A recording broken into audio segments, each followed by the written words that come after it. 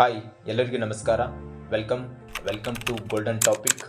ಈ ಒಂದು ಕ್ಲಾಸಲ್ಲಿ ನಾವು ಬ್ರಿಕ್ಸ್ ಬಗ್ಗೆ ನೋಡೋಣ. 2026 ಬ್ರಿಕ್ಸ್ ಸಮಾವೇಶ ಸೇರ್ಪಾಗಳು ಮೊದಲ ಸಭೆ ನವದೆಹಲಿಯಲ್ಲಿ ನಡೆಯಿತು.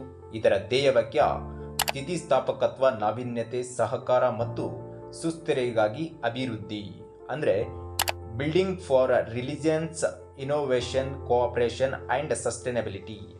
ಇದರ ಸದಸ್ಯ ರಾಷ್ಟ್ರಗಳು ಬ್ರೆಜಿಲ್, ರಷ್ಯಾ, ಭಾರತ, ಚೀನಾ, ದಕ್ಷಿಣ ಆಫ್ರಿಕಾ. ಇದನ್ನು ಹೊರತಾಗಿ ಸೌದಿ ಅರೇಬಿಯಾ 2024ರಲ್ಲಿ ಸದಸ್ಯವನ್ನು ಪಡೆಯಿತು.